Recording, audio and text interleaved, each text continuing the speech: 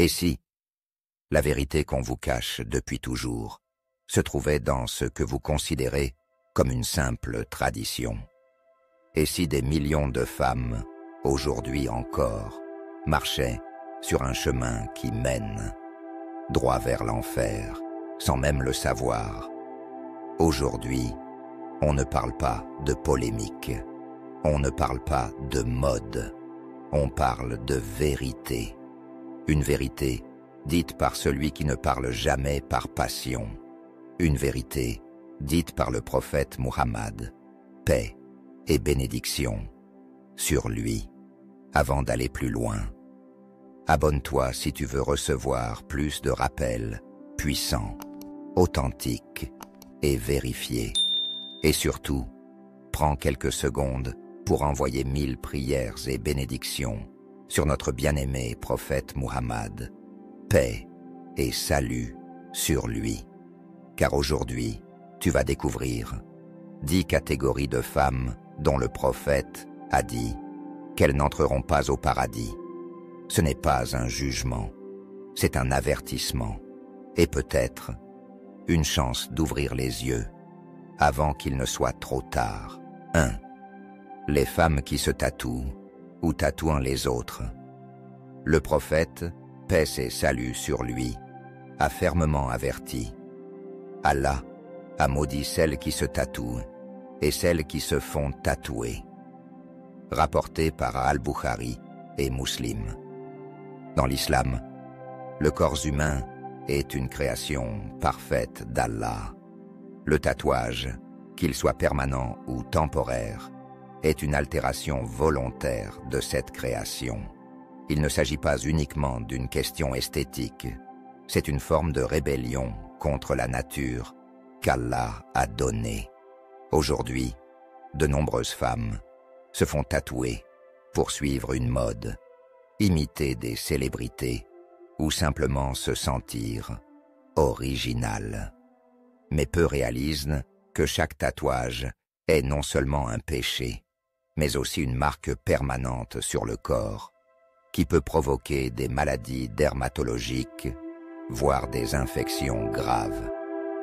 Le tatouage, en plus de son interdiction religieuse, est souvent un reflet d'un vide intérieur que l'on tente de combler par l'apparence extérieure. 2. Celles qui modifient leurs sourcils.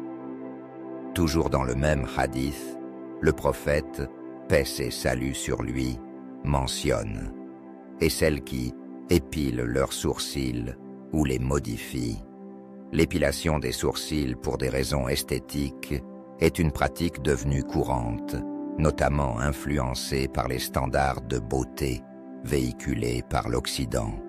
Pourtant, elle fait partie des actes maudits lorsqu'elle est faite sans raison médicale. Le danger ici ne réside pas seulement dans le geste en soi, mais dans la volonté de changer ce qu'Allah a créé. La femme croyante doit se rappeler que la beauté n'est pas dans le regard des autres, mais dans la lumière de la foi. Ce que beaucoup considèrent comme normal ou tendance peut en réalité mener à la colère d'Allah. 3. Celles qui modifient leurs dents pour embellir leur apparence. Certaines femmes, cherchant à ajuster l'apparence de leurs dents pour paraître plus séduisantes, limer les dents, créer des espaces ou encore utiliser des prothèses purement esthétiques. Ces modifications, quand elles ne sont pas justifiées médicalement, tombent également sous le coup de l'interdiction islamique. Le prophète, paix et salut sur lui, a maudit celles qui limènent leurs dents pour paraître plus belles. Ce genre de transformation relève d'un désir d'embellissement artificiel qui altère la nature créée par Allah. En réalité, cela reflète souvent un manque d'acceptation de soi et une soumission au diktat de la beauté éphémère. 4. Celles qui portent des perruques ou des extensions capillaires. Dans un hadith rapporté par Asma bint Abi Bakr, une femme demanda au prophète paix et salut sur lui, si elle pouvait mettre des cheveux postiches à sa fille pour son mariage. Il répondit clairement, Allah a maudit celle qui ajoute des cheveux et celle qui demande à ce qu'on lui en ajoute. Cela inclut les perruques, extensions, greffes ou tout autre ajout artificiel destiné à modifier l'apparence capillaire. Derrière cette pratique se cache, encore une fois, la volonté de paraître différente de ce qu'Allah nous a accordé. C'est une forme de tromperie envers les autres, mais surtout envers soi-même. 5. Les femmes qui causent de la colère de leur mari sans raison valable. Le prophète, paix et salut sur lui, a dit « Si une femme refuse son lit à son mari et qu'il passe la nuit fâché contre elle, les anges la maudissent jusqu'au matin. » Rapporté par Al-Bukhari. Ce hadith met en lumière l'importance de respecter les droits conjugaux dans le cadre du mariage islamique. L'islam accorde une grande valeur à l'équilibre dans la relation entre l'homme et la femme, notamment dans l'intimité. Cela ne signifie en aucun cas que la femme doit obéir aveuglément à son mari. Il n'y a aucune obéissance à une créature dans la désobéissance au Créateur. Mais cela rappelle que la communication, le respect mutuel et l'accomplissement des devoirs conjugaux sont des piliers d'un foyer béni. 6. Celles qui imitent les hommes dans leur apparence ou leur comportement. Le prophète, paix et salut sur lui, a dit « Allah a maudit les hommes qui imitent les femmes, et les femmes qui imitent les hommes. » Rapporté par Al-Bukhari. Aujourd'hui, avec l'effacement des frontières entre les genres dans de nombreux milieux sociaux, certaines femmes adoptent des comportements ou des styles vestimentaires typiquement masculins. Coupe de cheveux, vêtements, posture, langage, etc. Mais l'islam insiste sur la distinction entre les genres. Chaque genre a sa dignité, ses responsabilités et ses particularités. L'imitation efface cette sagesse divine et provoque confusion et désordre dans la société. 7. Celles qui visitent trop fréquemment les cimetières. Dans un hadith, le prophète, paix et salut sur lui, a dit « Allah a maudit les femmes qui visitent fréquemment les cimetières. » Rapporté par At-Tirmidhi. Les visites occasionnelles pour se rappeler de la mort sont permises, mais s'y rendre de manière excessive, en négligeant ses responsabilités ou en s'abandonnant à des lamentations interdites, devient problématique. Le but d'une visite au cimetière est de se rappeler de l'au-delà, de prier pour les défunts et de renforcer sa foi. Il ne doit en aucun cas devenir un lieu de mélancolie exagérée ou d'habitude inutile. 8. Les pleureuses et celles qui se lamentent bruyamment lors des décès.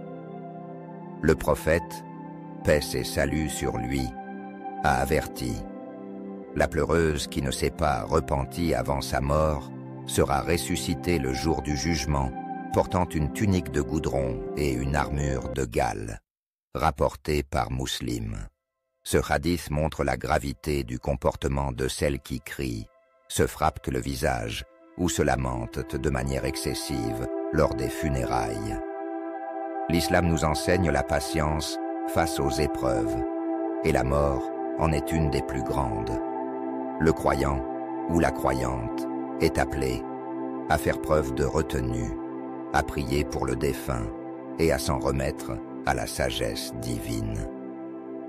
9. Celles qui participent à un mariage invalide ou frauduleux. Dans la loi islamique, une femme divorcée 3 fois d'un même homme ne peut pas revenir avec lui, sauf après un mariage réel et consommé avec un autre homme. Certains contournent cette règle en organisant un faux mariage pour rendre la femme à son ancien mari. Le prophète, paix et salut sur lui, a maudit ceux qui participent à ces manipulations, la femme, l'homme intermédiaire et les témoins complices. Le mariage est une institution sacrée qui ne doit pas être utilisée comme un jeu ou un outil de tricherie. 10. Les femmes habillées mais dénudées. Le prophète, paix et salut sur lui, a dit: 2 catégories des gens de l'enfer que je n'ai pas vues, des femmes habillées mais nues, séduisantes et se laissant séduire. Rapporté par Muslim. Cela désigne celles qui portent des vêtements provoquants, moulants, transparents, ou qui laissent entrevoir leur forme. Ces tenues, bien qu'acceptées socialement aujourd'hui, sont en contradiction directe avec la modestie exigée en islam. Être habillé mais dénudé signifie que le vêtement existe, mais qu'il ne remplit plus son rôle: couvrir, protéger et préserver la dignité. Conclusion. Le retour vers la miséricorde d'Allah. Chacune de ces catégories n'est pas un jugement final, mais un appel à la conscience. Tant que le souffle de vie est présent, la porte du repentir reste ouverte. Allah, dans sa miséricorde infinie, pardonne tous les péchés à ceux et celles qui reviennent à lui avec sincérité, humilité et détermination à changer. Mes sœurs, ne laissez pas la mode, la société ou l'orgueil vous priver du paradis. Cultivez votre foi, votre pudeur, votre savoir. Multipliez les actes de piété, les invocations et le repentir sincère. Si ce rappel vous a touché, partagez-le autour de vous. Qu'Allah nous protège, nous guide et nous pardonne. Amen.